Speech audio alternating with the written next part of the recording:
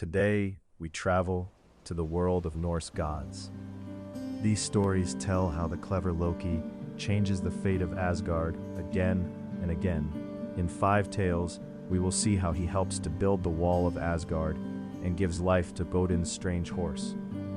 We will watch how he steals the goddess of youth, becomes the father of monster children, starts trouble at the gods' feast, and finally brings the world to its end. Chapter: The Wall of Asgard and the Birth of Sleipnir. When the world had just calmed after the first battles between gods and giants, the gods finally built Asgard, a shining city high above the world tree, home of light and order. Yet peace did not last long, because beyond the distant mountains in cold Jotunheim lived the giants, ancient beings of wild power. They had not forgotten their defeat and wanted revenge. To keep Asgard safe, the gods decided to build a great wall, strong, tall, and forever lasting. But no one among them could finish such work alone. One evening, a tall traveler in a dark cloak came to their gates, leading a huge gray horse. The traveler was a giant in disguise. He offered to build the wall quickly and well, but asked for an impossible price: the goddess Freya, the sun, and the moon. Odin, the wise leader, thought deeply. Thor lifted his hammer Mjolnir in anger, ready to strike. But Loki, the clever trickster, had another idea. "Let him try," Loki said. "But if he fails to finish by the first day of summer, he gets nothing." The giant agreed. He worked day and night, helped by his strong horse, Svadilfari, who pulled heavy stones faster than 10 others combined. The wall grew fast, and by midwinter only the gate was left. The gods began to worry. The builder was too close to success. So they called a meeting, and Odin said to Loki, "You must fix what you started." That night, Svadilfari was pulling another rock when a beautiful gray mare ran across the field. The stallion neighed and ran after her into the forest. The builder shouted in rage, but without his horse, he could not continue the work. Furious, he threw off his human shape and showed himself as a raging giant.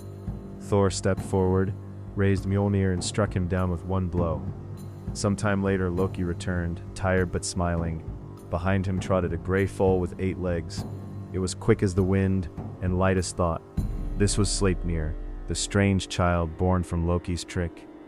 Odin took Sleipnir as his horse, and ever since, Sleipnir carried him between the worlds, a symbol of movement, mystery, and the clever spirit of Loki himself.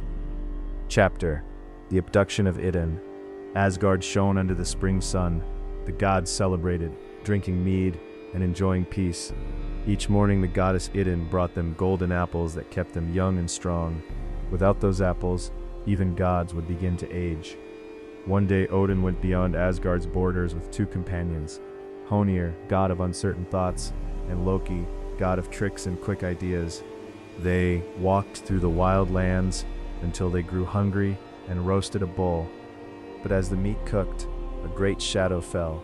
A giant eagle landed beside them. When they reached for the food, the eagle snatched the best part. Angry, Loki struck it with a stick, but the stick stuck fast to the feathers. The eagle rose into the sky, carrying Loki screaming through the air. "Let me go," shouted Loki. "Only if you bring me the goddess Idunn and her apples," said the eagle. It was Thiazi, a giant from the icy mountains. Loki promised, and the eagle released him. Back in Asgard, Loki told Idunn, "I saw a tree in the forest with fruits even more beautiful than yours. Bring your apples and we'll compare them." Kind and trusting, Idunn followed him outside the walls. At once Thiazi swooped down, grabbed her, and carried her away to his cold mountain home. Soon the gods began to age. Their hands shook, their eyes grew dim. They quickly realized Loki was the last to see Idunn. They caught him and ordered, "Bring her back or die." Loki swore to make things right. Freya, the goddess of love, gave him her magic falcon cloak. He flew north and found Idunn locked in a golden cage. With a spell, he turned her into a nut, lifted her in his claws, and flew back. Thiazi saw him and gave chase in the form of a giant eagle. The 2 raced through the sky. When the gods saw Loki coming, they lit a great fire around Asgard's walls. Loki flew through safely, but Thiazi flew too low. The flames burned his wings, and he crashed in smoke and sparks. Loki set the nut on the ground and Idunn appeared once more, unharmed, her golden apples in hand. The gods ate them and felt young again. Though they never allowed Loki near Idunn's garden after that, they knew his cleverness, dangerous as it was, had saved them all. Chapter: The Children of Loki and Angrboda. In the early days, when even the gods did not know the line between fun and disaster, Loki often disappeared for long journeys. He was not only a god of tricks, but also a wanderer between worlds, speaking with both gods and giants. In the dark lands of Jotunheim, he met Angrboda, a giantess with eyes like night water, and the wild heart of Taos. Soon they had 3 children, and when Odin learned this, he was deeply worried. The first child was Fenrir, a huge black wolf with eyes like burning coals. The second was Jormungandr, a sea serpent that grew so large it could wrap itself around the entire world. The third was Hel, half woman, half corpse, her face divided between life and death. Odin foresaw that these children would one day bring great harm to the gods. So the gods acted first. They threw Jormungandr into the sea around the human world, where he grew until his body encircled the earth. They sent Hel to the dark realm of Niflheim, giving her power over all who died from sickness or old age. She became queen of the underworld, a place no one returns from alive. The gods kept Fenrir with them at first, but he grew larger each day, and fear grew too. When Thor saw one of Fenrir's steps shake the rainbow bridge, he held his hammer tightly. The wolf looked back, strong, proud, but not evil. At last the gods decided to bind him. The first chain of iron broke easily, then a stronger one. It broke again. Finally the gods asked the dwarfs, masters of magic and metal, to forge an unbreakable cord. They made a ribbon called Sleipnir, woven from impossible things: the sound of a cat's footsteps, a woman's beard, fish's breath, bird's spit, a bear's sinew, and roots of stone. When they brought it to Fenrir, it looked as soft as silk. "If it's weak, you have nothing to fear," said Fenrir, "but I will not let you tie me unless one of you puts a hand in my mouth to show you trust me." The brave god Tyr stepped forward and did so.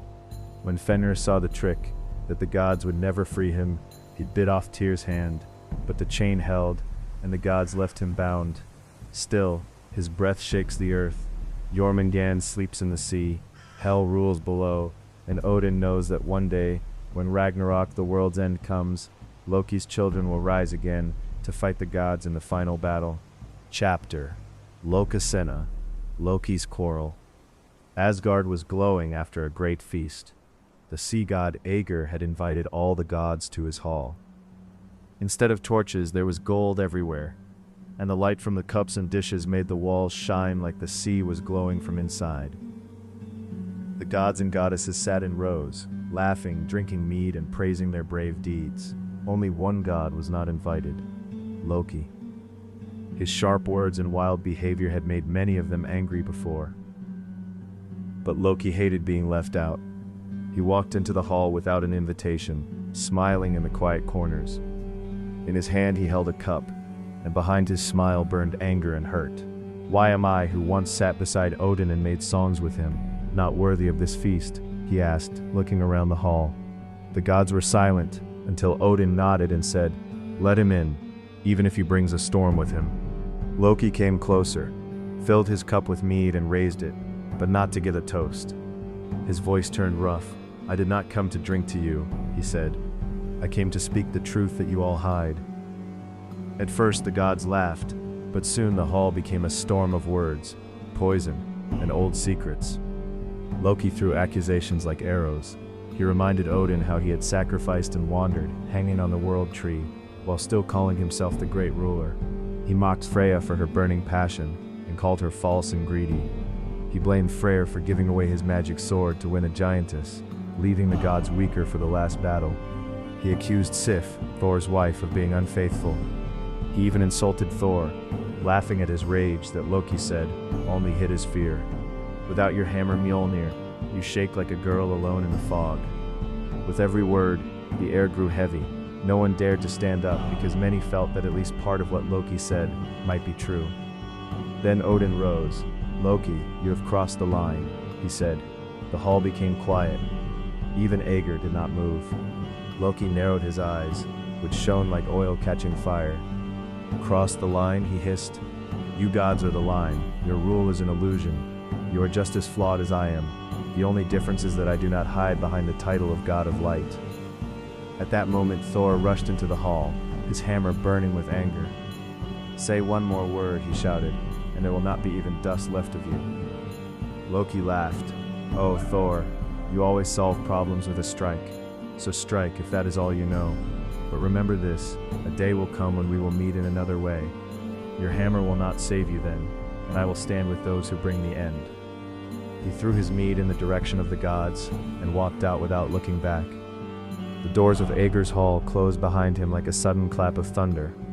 After that feast, the gods no longer saw Loki among them. His laughter still echoed in the sea foam for a long time, like a sign of the coming storm that would one day reach even Asgard. Chapter: The release of Loki and the beginning of Ragnarok. Many winters passed after the gods chained Loki under the earth. No one forgot his tricks and betrayals. After he ran away from Aegir's feast, the gods hunted him in the mountains. Loki hid by changing into a salmon and slipping between stones in a river, but Thor caught him with his strong hands like a net, and one blow of Mjolnir threw the trickster to the ground. They brought Loki before Odin. His punishment was fast and terrible. The gods tied him with the entrails of his own son and placed a snake above his head. The snake's poison dripped down onto Loki's face. His wife Sigyn stood beside him with a bowl and caught the poison. But whenever she turned away to empty the bowl, drops fell on Loki's skin, and he twisted in pain. The earth shook when he moved.